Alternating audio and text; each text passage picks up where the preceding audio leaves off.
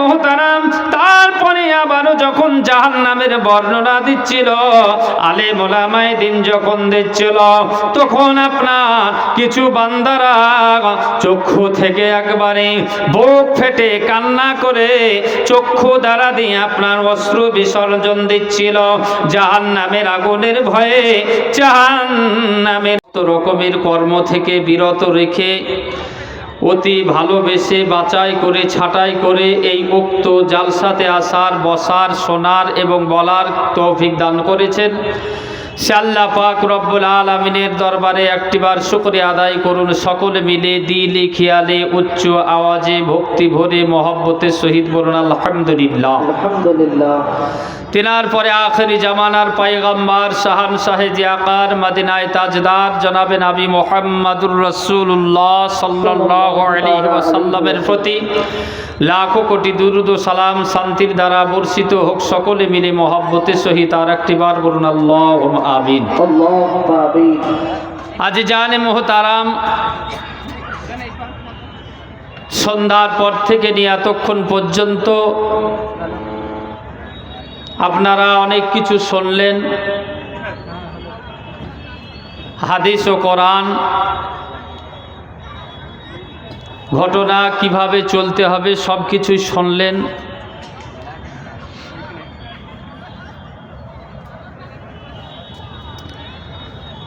এই সমস্তগুলো শোনার পর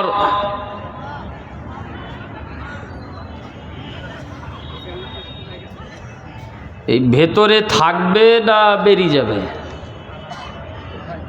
যে কি বলছেন না, যে কিছু বোঝা যাচ্ছে না?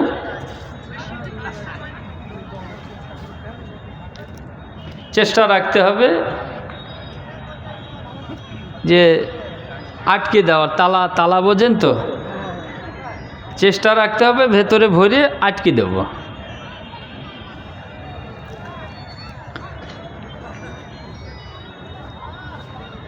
এই জায়গায় সব মানুষ আসতে পারে না। এখানকার যা লোক আছে তার চাইতে আমি আসলাম, দেখলাম তো রাস্তায় মোটামুটি আপনার 4000 লোক হবে। এখানে 4000 হবে, কিন্তু এখানে সবাই আসতে পারে না। এই জায়গায় কেউ বলেন তো, এই যে 4 আঙ্গুলে কপাল যার ভালো সে এই জায়গাটায় আসবে।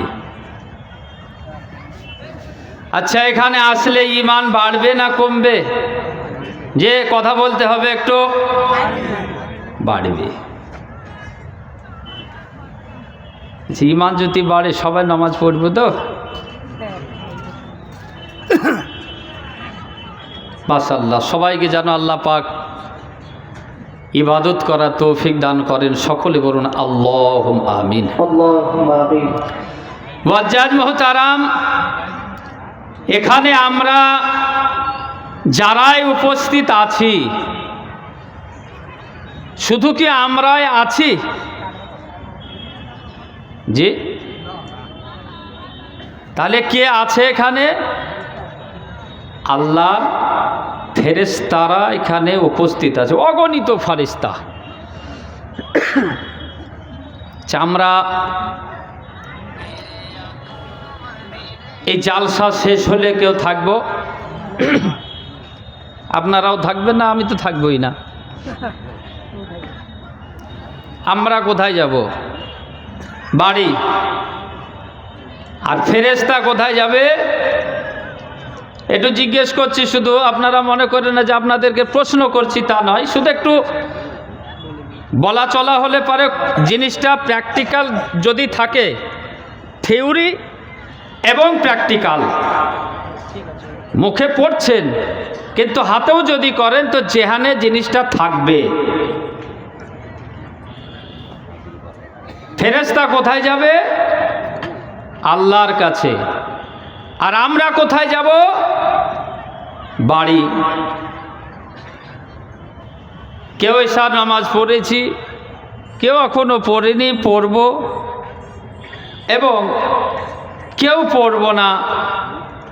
বাড়ি গিয়ে সোজা শীতের সময় একদম নিয়ে একবারে লাক মুখ পা পর্যন্ত ঢেকে শুয়ে পড়ব। আর কেউ কেউ আমরা চেষ্টা করব যে ঘুমাইতে তো যাবই, তাহলে এক কাজ করি, 1 কাঠা জমি ছেচ দিয়ে নি আগে, সোজা হুশ পায়ে বের করে দিয়ে আপনার 1 কাঠা জমি ছেচ দিয়ে দিল, পানি দেওয়ারও প্রয়োজন বোধ মনে করল না। মহান আল্লাহ পাক রব্বুল আলামিনের দরবারে আল্লাহর ফারিস্তা আপনার যখন যাবে, আল্লাহ রব্বুল আলামিন জিজ্ঞেস করবে, হে ফারিস্তা মণ্ডলী, তোমরা কোথায় গিয়েছিলে বলো। আল্লাহ রব্বুল আলামিন অগণিত ফারিস্তা এই জায়গাতে উপস্থিত করিয়ে দিয়েছেন। মুআজ্জাজ মুহতারাম, আল্লাহ রব্বুল আলামিনের কাছে গিয়ে যখনই উপস্থিত হবে, আল্লাহ জিজ্ঞেস করবেন, আল্লাহ ফারিস্তা তোমরা কোথায় গিয়েছিলে। ফারিস্তা মণ্ডলী বলবে, বলে রব্বুল আলামিন আল্লাহ পাক আমরা গিয়েছিলাম বেলেডাঙ্গাতে, সে জায়গাতে কি হচ্ছিল বলো। আল্লাহ যখন জিজ্ঞেস করবে, ফারিস্তা মণ্ডলীরা বলবে, বলে রব্বুল আলামিন আল্লাহ ওই জায়গাতে কিছু মানুষ জালসার আয়োজন করেছিল, সেখান করে কিছু আলেম ওলামায়ে দ্বীন বক্তব্য রাখছিল, আর কিছু মানুষ শ্রোতা হিসাবে তারা শ্রবণ করছিল। আল্লাহ রব্বুল আলামিন জিজ্ঞেস করবে, বলে ফারিস্তা শোনো, সেখানে যে সমস্ত মানুষরা উপস্থিত ছিল, আলেমে দ্বীন যারা উপস্থিত ছিল, তারা কি কি আলোচনা করছিল। ফারিস্তারা বলবে, বলে রব্বুল আলামিন আল্লাহ ওখানে আলেমে দ্বীন তারা আলোচনা করেছিল এটাই, যখন আপনার জান্নাতের সুসংবাদ দিচ্ছিল, জান্নাতের খোঁজ খবর দিচ্ছিল, জান্নাতের বর্ণনা দিচ্ছিল, তখন কিছু কিছু মানুষের মনের মধ্যে ইচ্ছা জাগছিল, যেন আমরা ওই জান্নাতের ভেতরে যদি যেতে পারতাম, তাহলে আমাদের কলেজাটা আমাদের শান্ত হতো।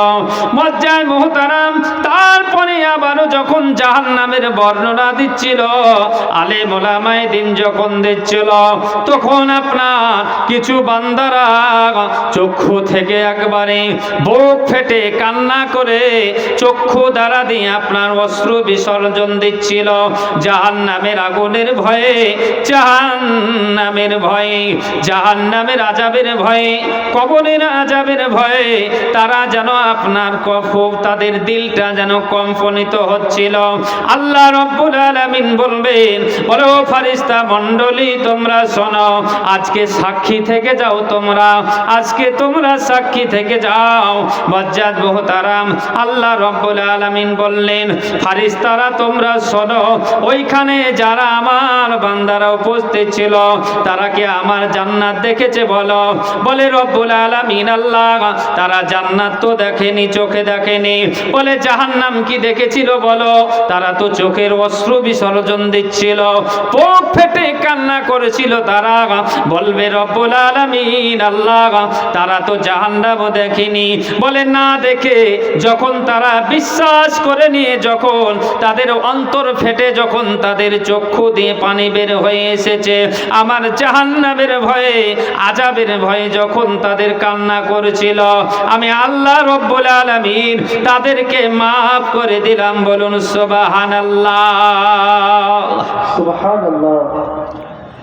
এমনকি তোমরা শোনো, আজ থেকে যেমন তোমরা জমিনে পা রাখতে পারবে না। বলে আল্লাহ আমরা এখন কি করব। বলে জমিনে তোমরা পা রাখতে পারবে না। যত আমার বান্দা বান্দি উপস্থিত ছিল এই জালসাতে, তাদের জন্য কিয়ামত পর্যন্ত তোমরা মাগফিরাত চাইতে থাকবে, দোয়া করতে থাকবে। বলুন সুবহানাল্লাহ। আচ্ছা বলেন, আমার আপনার দোয়া বেফলে যেতে পারে, কিন্তু আল্লাহর ফেরেশতা যখন দোয়া করবে বেফলে যাবে? জি যাবে না। এখানে আসলে লাভ হচ্ছে এগুলো। আল্লাহ রব্বুল আলামিন বলছেন, আমার বান্দার যেখানে আমার জিকির ও আজকার হয় সেই জায়গাতে আমার বান্দারা উপস্থিত হলে তাদের অন্তরে আপনার ঈমান সজাগ হয়। বলুন সুবহানাল্লাহ। কিছুক্ষণের জন্য হলেও আপনার সজাগ হবে। আল্লাহ পাক রব্বুল আলামিনের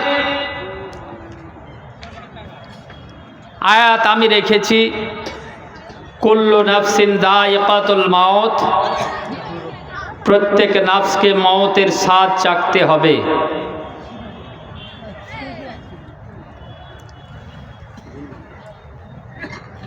মত আমাদের সকলেরই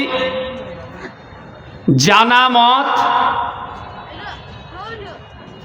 বিভিন্ন মশলা বিভিন্ন রকমের ইখতিলাফ থাকতে পারে, তাই কি না?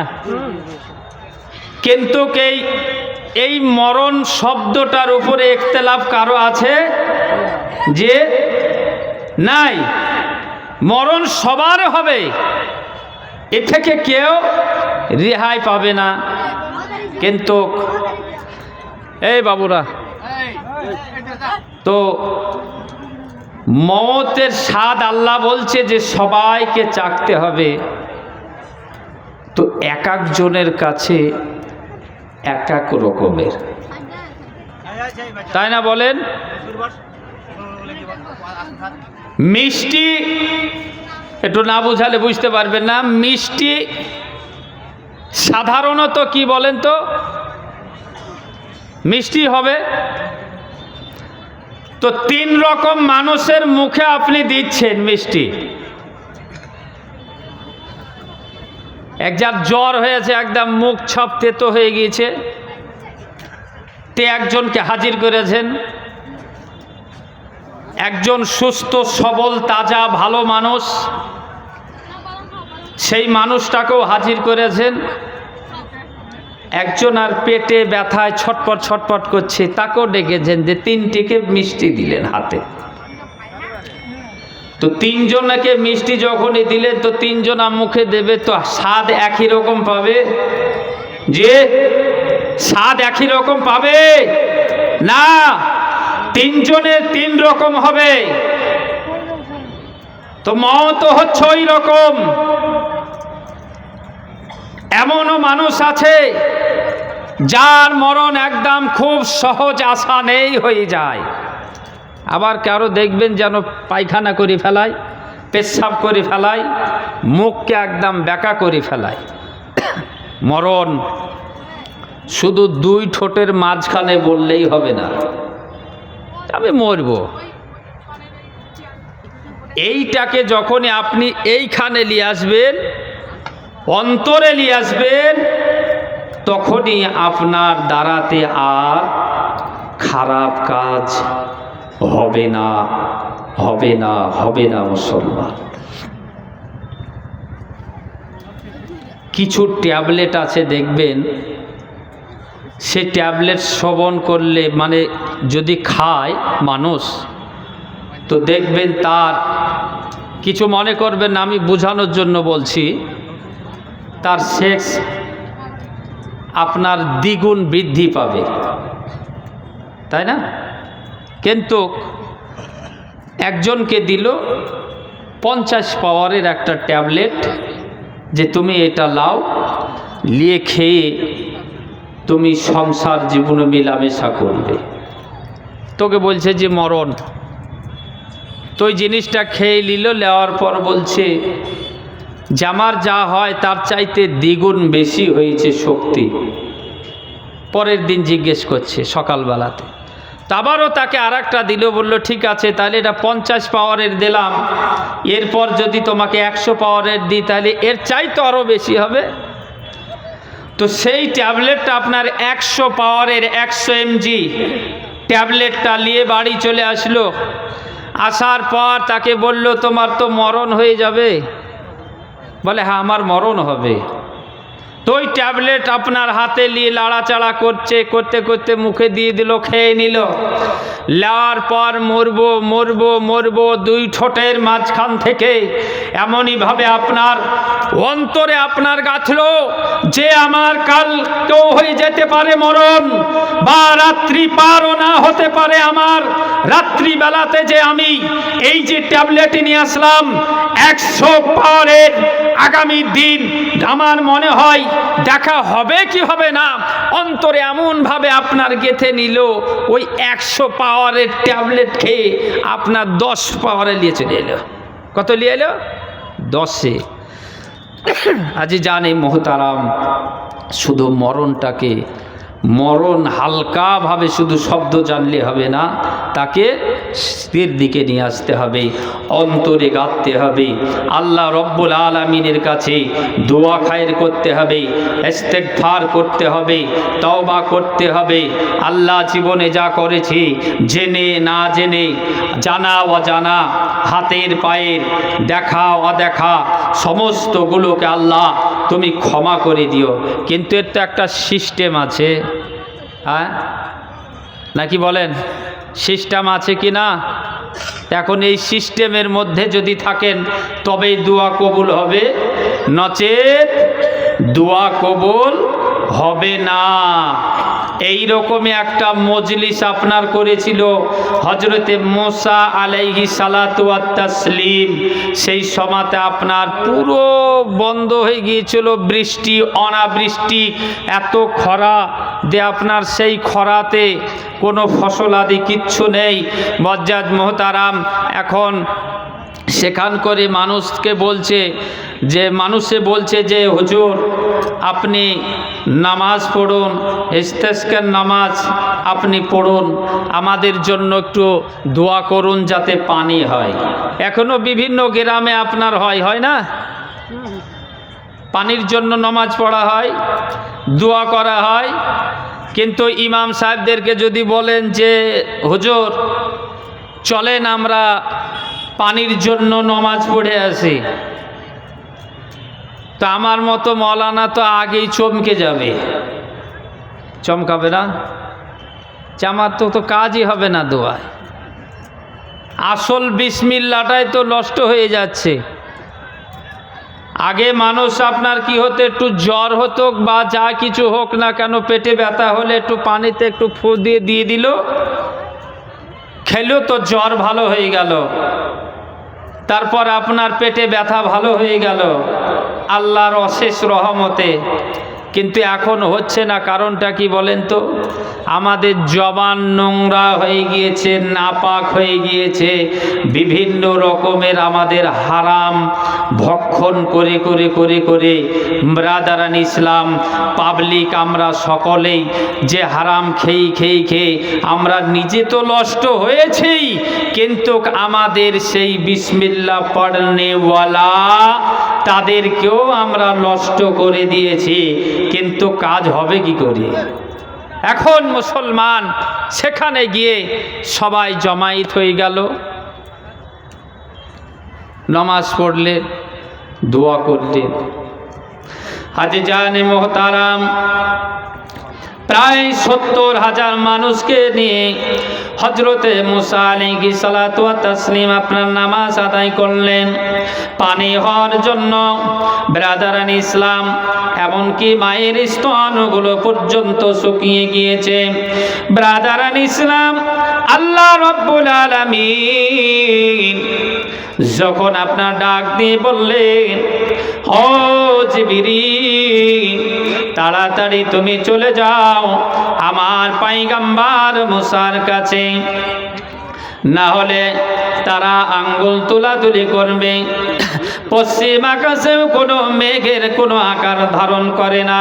ব্রাদারান ইসলাম হজরতে মুসা আলাইহিস সালাতু ওয়াত তাসলিমকে সে বললেন, বলো আল্লাহর পয়গম্বর মুসা আপনি আল্লাহর সালাম গ্রহণ করুন, আমার সালাম গ্রহণ করুন। আপনি আল্লাহ রব্বুল আলামিন জানিয়ে দিয়েছেন এটাই, যেন 70,000 মানুষকে নিয়ে আপনি এখানে উপস্থিত হয়েছেন, পানি বর্ষণের জন্য আপনি এখানে নামাজ আদায় করলেন। কিন্তু আপনি দোয়া খাইরও করলেন। আল্লাহ রব্বুল আলামিন আমাকে দিয়ে জানিয়ে দিয়ে পাঠিয়ে দিয়েছেন যেন আপনার এই 70,000 মানুষের মধ্যে একজন মানুষ আছে, সে সমস্ত রকমের পাপাচারে লিপ্ত আছে। জীবনে এমন কোনো পাপ নাই, সমস্ত রকমের পাপ, পৃথিবীতে যা পাপ আছে সমস্ত রকমের পাপ করাতে সে অভ্যস্ত আছে। আল্লাহ রব্বুল আলামিন বললেন যতক্ষণ পর্যন্ত এই ব্যক্তি এই সমাজ থেকে বেরিয়ে না যাবে, এই মাঠ থেকে বেরিয়ে না যাবে, ততক্ষণ পর্যন্ত আল্লাহ পানি বর্ষণ করবেন না। হযরতে মুসা পয়গম্বর তখন আপনার এলান করে দিলেন, ও আমার 70,000 মানুষ তোমরা শোনো, তোমাদেরকে নিয়ে তো আমি এখানে হাজির হয়েছি আল্লাহর রহমত বৃষ্টি বর্ষণের জন্য। কিন্তু আল্লাহ রব্বুল আলামিন ফেরেশতা জিবরিলের মাধ্যম দিয়ে জানিয়ে দিয়েছেন এখন এখানে পানি বর্ষণ হবে না। তার কারণ হচ্ছে একটাই, 70,000 মানুষ তোমরা এখানে উপস্থিত আছো, তোমাদের মধ্যে থেকে একজন হচ্ছে পৃথিবীতে সমস্ত রকমের পাপ আচারে সে লিপ্ত থাকে, সব ধরনের পাপ সে করে, পাপ করে করে সে এমন ভাবে আপনার জঘন্য বিষাক্ত হয়ে গিয়েছে, শুধু তার কারণে এখন আর আল্লাহ পানি দেবে না। এখন যদি আপনাদেরকে বলি যে এখানে একজন পাপ মানুষ আছে, উঠে যান, হ্যাঁ, আমার দিকে আর মুখ থাকবে, ঘাড় পেছন দিকে হবে, না ঠিক কিনা? হ্যাঁ, যে কোন মানুষটা এই মজলিস থেকে উঠে বের হচ্ছে, আগে ধরতো। আর 2-3 বছর ধরে পানি নাই, আর একবার সব শুকিয়ে শেষ হয়ে গেল, আর এত পাপ করে করে আর পাপে আমরা মরবো, বলবে কি না? তো এইরকম ভাবে আপনার সবাই তাকাচ্ছে চারিদিকে যে কখন বের হবে ওই মানুষটা। বজ্জাত মোহতারাম, এখন যখন এই ঘোষণা দিয়ে দিলেন যতক্ষণ পর্যন্ত বেরিয়ে না যাবে অতক্ষণ পর্যন্ত আল্লাহ পানি বর্ষণ করবেন না। সবাই চারিদিকে আপনার তাকিয়ে আছে, কখন আপনার বের হবে ওই মানুষটা, তার দিকে আপনার তাকিয়ে আছে চারিদিকে। আজ জানে মোহতারাম, আচ্ছা বলেন তো এই জায়গাতে প্রায় 100 থেকে 200 জন মানুষ এখানে আপনারা উপস্থিত আছেন, যদি কোনো মানুষের আপনার আস্তে করে বাতকর্ম করে কিন্তু গন্ধ ছড়াবে কি না?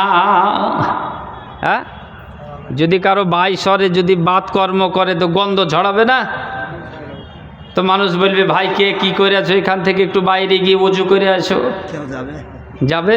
ও যা হয় হোক, চাপ চুপ দিয়ে কোনো রকম বসে থাক, বের হবে না টপ। সেই 70,000 মানুষের মধ্যে পাপী মানুষটা এমনই কি করলো, আপনার টুপিটাকে মাথা থেকে নামিয়ে নিয়ে চোখ দুটোকে বন্ধ করে দিল। বলে রব্বুল আলামিন